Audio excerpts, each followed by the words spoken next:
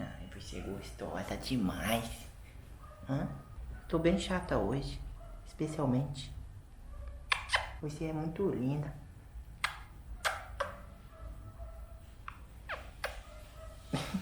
Oi, eu sou o Joatan e hoje a gente vai conversar um pouquinho sobre O Bebê de Rosemary. Sim, a nossa primeira leitura do mês do horror, do nosso Melhor Nem Dormir. E de fato, eu terminei de ler esse livro semana passada, estava em viagem e terminei não conseguindo gravar o vídeo, mas agora está aqui. Então vamos lá, eu comprei O Bebê de Rosemary passeando numa livraria em algum momento da minha vida lá em Floripa e encontrei esse livro e nunca tinha visto o filme, lembro de algumas cenas, lembrava de algumas cenas, essas cenas mais icônicas do filme, né? E aí falei, vou comprar, não sabia que era um livro, inclusive, né? Achei que era só uma adaptação, era um filme, simplesmente um filme, né? Terminei pegando agora pra nossa leitura do mês do horror porque achei que era bem conveniente, já que é um clássico, né, da literatura de horror aí, ou pelo menos do cinema, né? Foi uma leitura bem rápida, bem tranquila. O escritor foi o Irian Levin, né? Que escreveu vários outros livros, inclusive. Tem um que se chama, inclusive, Os Meninos do Brasil. E eu achei interessante, porque eu nunca tinha ouvido falar e fiquei até curioso para ler. Talvez eu dê uma procurada depois ali na Amazon, ver se tem pelo menos o e-book, porque eu nunca vi essa edição física, pelo menos, em lugar nenhum. Enfim, depois eu aviso se eu for ler alguma coisa referente a esse livro ou mais algum livro do Irian Levin. Então vamos lá, O Bebê de Rosemary foi publicado originalmente em 1967, segundo informações da minha própria capinha aqui, 67. E logo depois de lançado ele teve uma adaptação ali cinematográfica pelas mãos do Roman Polanski, né? Tem até aqui isso dito na capa do livro, então já para as pessoas criarem essa ligação. E conta a história da Rosemary Woodhouse e do Guy Woodhouse, né? Um casal, um jovem casal, ali na década de 60, né? Mais especificamente no ano de 66. E a história começa com eles buscando apartamento, né, em Nova York. Um apartamento que seja bem localizado, uma região mais estratégica onde o Guy possa ter acesso a vários locais para poder fazer seus testes, ter teatros próximos, porque ele é um ator, né? Então ele está buscando um lugarzinho dele ali nesse meio da dramaturgia, né, criando o nome dele. E aí no meio dessa busca pelos apartamentos, eles já tinham encontrado um local onde ficar. Eles meio que batem de frente com a oportunidade de um apartamento que surgiu no Brantford, né, um prédio histórico ali daquela região onde eles estavam buscando apartamento, onde eles queriam muito, e um prédio que aparentemente a Rosemary já conhecia, ou sabia de alguma história, ou enfim, porque ela ficou muito enlouquecida para morar ali, porque era um prédio aparentemente chique, digamos assim, um lugar legal, bacana, bem localizado e tal, e ela ficou muito interessada por aquilo, e fez a cabeça do Guy até eles conseguirem ficar com o apartamento, mesmo eles já tendo até feito meio que um contrato verbal com o corretor do outro prédio. E aí eles terminam ficando com esse apartamento lá no Brantford, que é um prédio muito antigo e que possui bastantes histórias esquisitas envolvendo ele. Inclusive tem um amigo deles, que é o Hutch, se eu não me engano, que é um cara que meio que faz ressalvas sobre aquele apartamento, tipo, olha, tem tantos lugares legais, por que vocês vão pra lá? Esse prédio tem um histórico horrível, pessoas se mataram, um bebê foi encontrado na lavanderia enrolado num pano, morto. Então, tipo, tem um monte de situações bizarras que já aconteceram, que são famosas, teoricamente, assim, na cidade, né? E que estão todas envolvendo aquele prédio, e ele fala isso pra eles, e mesmo assim eles relevam e tudo mais, e permanecem por lá, porque aparentemente é um local muito bacana, assim, que traria pra eles um status. Mas ainda assim, a Rosemary faz de cegas, faz de louca, e diz que não, que tudo bem, que são histórias, sabe? E continuam morando lá. E o apartamento é bem legal, eles entram nesse apartamento depois que a última dona tinha falecido. Então já entra assim naquela atmosfera esquisita, né? E quando eles entram no apartamento para fazer a visita, os móveis da mulher ainda estão lá, as plantas que ela cuidava, tudo. Ela tinha morrido, sei lá, uma semana. Eu achei isso tão engraçado. Até comentei com os garotos, porque quando a gente estava fazendo a busca de apartamento aqui em São Paulo, a gente passou por uma situação muito parecida, que eu pensei, eu não conseguia não lembrar disso enquanto eu estava lendo. A gente foi buscar um apartamento e aí apareceu uma oportunidade muito boa, um apartamento muito legal, dentro do que a gente até gostaria de morar, se fosse o caso. E a gente entrou no apartamento, foi lá com a corretora e tal, e quando a gente entrou, a mulher falou, o Pedro brincou com a menina e falou assim, não morreu ninguém aqui não, né? Aí ela falou, na verdade sim, a última senhora que morava aqui morreu, deve ter, sei lá, uma semana. E a gente ficou tipo, o que, senhora? Pelo amor de Deus. E dentro do apartamento tinha tudo da senhorinha que tinha morado lá. Tudo, gente, absolutamente tudo. Os móveis intactos, todos intactos. E eram móveis de madeira, maciços, umas coisas mega antigas. Os livros, a biblioteca inteira dela tava lá dentro. confesso que gostei. Aí eu comecei a mexer nas estantes, olhando os livros, encontrei uma caixa de foto que tinha fotos da família inteira. Tipo, fotos muito antigas, eles moravam lá há muito tempo e tava lá todas as fotos, sabe? Tipo, eu fiquei, meu Deus, ai, que coisa creepy. E tudo era muito facilitado pra gente ficar lá, inclusive. O valor do aluguel tava muito abaixo do que se esperava. A gente colocava um monte de obstáculos no aluguel do apartamento e eles aceitavam e concordavam com tudo. Tipo, olha, eu não vou querer esses móveis. Não, a gente tira. Ah, o carpete tá meio esquisito. Não, a gente tira também, bota o lajota, do jeito que vocês quiserem. Saímos de lá e pensamos, gente, será? Ai, será? Mas no final das contas a gente desistimos porque tava uma atmosfera muito esquisita. Enfim, eu só lembrei disso, eu achei engraçado, eu queria esse paralelo, até parei de ler na hora, entrei no quarto e falei pros guris, gente, o início do bebê Rosemary, a gente viveu aqui em São Paulo buscando apartamento. A diferença é que não tinha Rosemary, tinha só nós e ninguém aqui engravida, então, putz, kkk. Enfim, voltando à história que realmente interessa, eles se mudam pro apartamento no Brantford. E aí, nesses primeiros dias de mudança do apartamento, a Rosemary um dia vai até a lavanderia pra lavar suas roupas e conhece uma moça que, conversando um pouquinho ali com ela, ela descobre que era uma moça que vivia em situação de rua e que foi meio que adotada por um casal de idosos que moravam lá. E que adotaram literalmente ela, trouxeram ela pra dentro de casa e tinham ela aí como uma filha, sabe? E a menina mostra pra ela um pingente, um amuleto que ela ganhou inclusive desse casal. E esse amuleto tem um cheiro muito forte, mas a moça diz que é pra dar sorte. Ok, elas conversam ali um pouquinho e tal e beleza. E uns dias depois eles estão voltando de algum local à noite ali, a Rosemary e o Guy, né? E quando chegam na frente do prédio se deparam com uma multidão ali, um aglomerado, né, de pessoas. E quando eles se aproximam dessa multidão, eles veem o que é, tem polícia, tá um burburinho absurdo ali, né? E quando eles se aproximam dessa multidão, eles descobrem que eles estão ali por causa de um corpo que está na calçada. Um corpo que aparentemente foi de uma moça que se jogou do 7º andar do prédio. E quando ela se aproxima, ela reconhece que é a moça que ela tinha conhecido na lavanderia. Aí ela dá o nome dessa moça pros policiais e troca algumas informações ali com eles. E em seguida chega o casal de idosos que morava com essa moça. E eles agem de uma forma muito estranha. E fazem meio que pouco caso daquela situação, sabe? Tipo, que ela não tinha parentes, que não sei o que, já imaginava que isso fosse acontecer. O senhor fala, mas aí a senhorinha diz que não, que ela parecia tão feliz, que não esperava que ela fosse fazer isso. Mas isso tudo de uma forma muito banal, assim, tipo, a moça literalmente se matou, sabe? Deixou um recadinho colado num band-aid na janela do apartamento, enfim. E aquilo é tratado de uma forma muito... só mais um acontecimento, sabe? Como se fizesse parte da rotina daquele prédio, inclusive. Que já tem histórias parecidas. E é ali que eles têm o primeiro contato, né? Rosemary e Guy conhecem, né? E tem esse primeiro contato com o casal, a Minnie e o Roman. E eles se aproximam muito. Não porque eles sejam legais ou porque, sei lá, uma amizade nasceu, mas porque o casal é muito intrometido. Ainda mais, não necessariamente o casal, mas a Minnie, a personagenzinha da senhorinha, é muito, muito intrometida.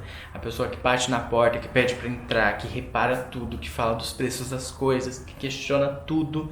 E eles começam a se aproximar por essa insistência e essa invasão da privacidade que esse casal começa a fazer na vida deles. Só que desde o início, o Guy demonstra um interesse muito grande pelo casal. Inclusive mais do que se esperava, porque quando a Rosemary fala que a gente combinou de jantar com eles hoje e tal, ele vai contra aquilo, ele não queria ir e tal, enfim, e no final eles vão e ele termina ficando best friend desse casal na primeira vez que eles se veem. Então ele começa a ser mais permissivo e deixar que essas pessoas invadam cada vez mais a privacidade deles como casal. E isso incomoda bastante a Rosemary em vários aspectos, mas ela termina não se opondo a isso. Inclusive é um comportamento que é meio passivo demais, assim, você começa a ver essas situações e você se irrita, porque ela não vai contra isso, ela não se opõe ao Guy em vários momentos em que ele foi extremamente idiota, e ela termina aceitando tudo que ele fala pra não discutir, pra ele não se irritar, pra eles não brigarem. E eles estão ali naquele prédio, naquele apartamento novo, e ela tem um plano muito grande, ela tem muita vontade de ter um bebê. Então, mesmo não tendo planos de engravidar oficialmente, porque ele não queria ter um filho, né, naquele período, ela já começa a meio que decorar um quarto e deixar ele reservado pra ser o quarto do bebê. E aí, com essa proximidade que eles começam a ter do casal, a Rosemary um dia recebe um presente, né, da senhorinha Minnie, que é o amuleto que a menina que se matou usava. ela aceita aquilo, tem um cheiro muito ruim, daí a senhorinha fala que tem uma erva ali dentro, uma raiz que se chama Tanis e tal, e que é uma coisa pra dar sorte, papapá. Ela não gosta muito daquilo de início, tem um cheiro muito forte, ela não, né? Mas aí por insistência do Guy, ela começa a usar o negócio porque foi um presente, porque é uma desfeita, se não vai usar porque aceitou, enfim, sabe? Essas histórias, ela termina utilizando aquele amuleto. E aí começa a acontecer uma mudança na carreira do Guy. Coisas legais começam a acontecer. Antes ele perdia muito papel, ele não tinha as oportunidades e tal. E aparentemente ele é um bom ator, mas ele não tem as oportunidades que gostaria. Tá? E aí do nada ele começa a ter oportunidades, começam a aparecer possibilidades para ele. Só que a primeira oportunidade muito legal que aparece para ele de um papel chegou para ele depois dessa proximidade deles com esse casal, e chegou de uma forma muito estranha, porque a pessoa que ia fazer oficialmente aquele papel, que agora estava sendo passado para ele, ela ficou cega do dia para noite, sem nenhum motivo. E aí ele terminou ficando com aquele papel, achou aquilo muito, esquisito, pelo menos fingiu, enfim. E aí eles começam a ter uma onda de sorte, começa a surgir oportunidades pra ele e a situação vai mudando. E do dia pra noite ele aparece com a ideia de ter um filho. E é uma coisa muito doida, porque literalmente ele chega em casa e ele está obstinado a ter um filho. Não, porque vai dar um filho pra ela, que não sei o quê. E pra ela aquilo é uma notícia muito boa, ela tava muito feliz. Então ela termina aceitando. E aí acontece uma das cenas mais bizarras do livro. Eu acho que eu não vou dar o spoiler do que é essa cena de uma forma geral, de uma forma tão clara, pra não ser um spoiler 100%, mas é um pouco de spoiler. Porque a cena que acontece, a cena da concepção da criança, é uma cena de abuso. E uma cena muito, muito, muito nojenta mesmo, assim, sabe? Eu não vou dar muito spoiler pra você poder ler e ver toda a situação. Ali é que as coisas começam a descambar, sabe? Que só vai, só piora, só piora. Então a Rosemary termina engravidando, e o sonho de ser mãe, na verdade, começa a virar um pesadelo na vida dela, porque a gravidez, boa parte da gravidez, foi uma gravidez extremamente turbulenta, ela sentia dor o tempo todo, e o médico dizia que essa dor ia passar, ele também conhecia, foi um médico indicado pelo casalzinho de idosos que estava super feliz com ela estar grávida e tudo mais. Então eles meio que começam a tomar conta de tudo que acontece ao redor dela, tudo que acontece com ela e com a gravidez, eles estão envolvidos em tudo. Então assim, ela perde totalmente a privacidade, o direito de escolha, é uma coisa absurda. E a gravidez dela é horrível, então ela começa a encontrar alguns amigos depois de um tempo que ela nem tinha avisado que estava grávida, e eles ficam abismados porque ela estava extremamente acabada, debilitada pela gravidez, o que é uma coisa que não acontece, gente, não é o perfil de uma mulher grávida. Geralmente ganha-se um pouco mais de peso, fica-se corada, fica bonita, né? E com ela não. Então ela sofre muito nesse período da gravidez até um determinado ponto. E aí um dia, com a visita desse amigo Hutch deles, que era um amigo muito próximo, que terminou se afastando um pouco no decorrer da história, até pela proximidade que eles tiveram daquele casal e tudo mais, ele vai visitar ela, descobre que ela está grávida, porque não sabia, eles não avisaram os amigos mais próximos, os amigos antigos, né? E ele fica chocado com a imagem que ele encontra dela, ela pálida, ela com olheiras, ela debilitada pela gravidez, que teoricamente deveria estar deixando ela mais bonita, mais viva, né? E aí ele começa a questionar e conversar com ela, e ele vê o amuleto que ela está usando, sente o cheiro, e aí eles começam a debater sobre aquilo, o que seria aquilo, e aí do nada chega o Roman, né? O senhorzinho, vizinho, esposo da Minnie, ele entra na casa deles nessa hora e tal, eles se conhecem, ele e o Hutch. E nessa conversa ele começa a questionar muita coisa, e principalmente envolvendo a ervinha que eles deram para ela de amuleto e tudo mais, e o que ela estava tomando. Então ele sente que a coisa ali tá muito esquisita, que a presença daquele casal ali tá demais, a invasão tá muito grande, e ele meio que faz algumas advertências para Rosemary sobre aquilo. E vai embora, beleza, e em seguida ele liga pra ela na mesma noite, e aí ele propõe pra eles se encontrarem no dia seguinte, às 11 horas, em algum local específico, porque ele tinha algo importante pra contar pra ela. E aí, misteriosamente, no dia em que ela vai encontrar o Hutch, ela chega no local, ele não aparece, e ela liga pra casa dele. E quando ela liga pra casa dele pra saber o que tinha acontecido, uma pessoa que atende o telefone diz que, na verdade, ele não pôde ir porque tinha adoecido aquela manhã. E ela fala, mas eu vi ele na noite passada, 10 horas da noite, ele estava super bem. E a pessoa diz que sim, ele estava super bem, mas repentinamente ele adoeceu. E naquele momento ele estava no hospital em coma, simplesmente. E aí, gente, Eu não vou mais dizer nada a partir daqui pra não dar spoiler, pra não estragar a melhor parte da história pra vocês. Mas é uma coisa muito doida e fica uma tensão absurda daqui pro final da história, porque ela está ficando cada vez mais vulnerável, dependente de pessoas, né? Porque ela está nos dias de ter a criança. E quanto mais ela fica vulnerável, mais você vê que a situação está ficando fora de controle e ela não tem com quem contar. É muito, muito, muito bizarro. Enfim, só vou contar até aqui, porque senão eu vou estragar a história. Eu tô me segurando para não soltar spoiler. E o desfecho é absurdo. É absurdo. Assim, eu não vou mais falar. Só leiam. E aí eu fui atrás do filme, né? Porque eu nunca tinha assistido, eu tinha visto cenas aleatórias assim pela vida, mas nunca tinha parado pra assistir de verdade. E aí tem na Amazon Prime, eu fui lá e assisti ontem de manhã. E assim, gente, eu não sou a pessoa que mais ama filmes antigos, tá? Sinceramente, eu não sou esse tipo de pessoa. Acho que falta, sei lá, tato, falta um pouco de conhecimento de cinema, falta, sei lá. Mas não sou a pessoa que gosta de ficar assistindo filme antigo, sabe? Que, foi muito melhor, é muito melhor. Não, eu gosto muito do que tá acontecendo hoje, eu gosto muito do que a gente tem disponível de recurso hoje, que torna os filmes bons ou não. Mas o filme é muito legal, tá? Dá pra entender o hype que se teve, dá pra entender o quanto ele foi famoso e dá pra entender o quanto ele foi o ponto de partida para vários outros diretores, vários outros, né, filmes surgirem com aquela pegada, com aquela atmosfera. Então foi um trabalho muito bacana do Roman Polanski, que vale a pena você assistir. Ele é bem fiel ao livro, tá? Até porque o livro é curtinho, então você vê assim falas exatamente iguais, você vê situações extremamente iguaizinhas. Até o final eu achei muito fiel também. Então, acho que isso tem um valor legal, acho que é bacana. É meio chato quando o filme... você conhece a história, você vai ver o filme e aí o final mudou, ou se acrescentou personagens ou detalhes que nunca existiram. Você fica tipo, tá, isso não existia, não faz o menor sentido, tá? Tudo está aqui no livro porque tem uma justificativa. Não adianta querer adicionar só para tornar mais interessante visualmente, sabe? Coisas que você não vai justificar ou que você não vai se importar em dar mais detalhes ali no filme, né? Não vai ter tempo, na verdade, para dar mais detalhes e explicar melhor. Então, foi bem fiel, eu acho isso bacana. E eu vi também que tem uma série na Amazon Prime que se chama O Bebê de Rosemary também. Eu não sei de que ano eu só passei por cima e falei, gente, uma série, não sabia que tinha uma série. Depois eu quero dar uma olhada, ver como é que é, qual é, mas eu sei que tem também uma continuação do Bebê de Rosemary. O livro, pelo menos, né? Que foi lançado em 97 pelo próprio Aaron Levin, né? Que se chama O Filho de Rosemary, a continuação do Bebê de Rosemary. Foi lançado em 97 e que, segundo as avaliações do Google, 64% das pessoas gostaram dessa história.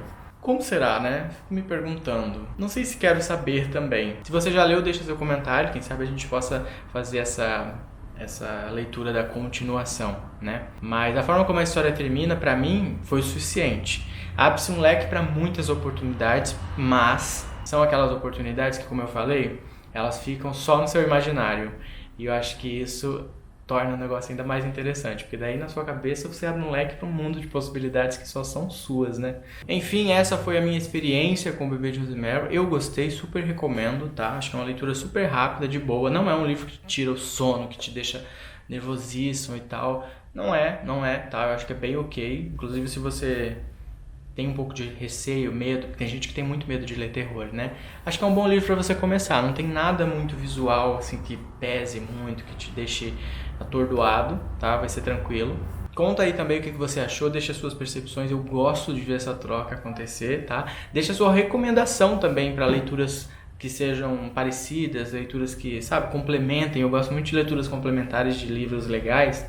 Se você tem alguma, recomenda ali. Eu já comprei, inclusive, livros com recomendações de vocês depois que eu comecei aqui o projeto no YouTube e que eu vou ler em novembro, um livro muito especial. Deixa seu like se você gostou desse vídeo também. Compartilhe com seus amigos se eles gostam de histórias de terror ou se você quer instigar eles a ler histórias de terror ou instigá-los a ler, já é alguma coisa também. E a gente se vê no próximo vídeo. Até lá!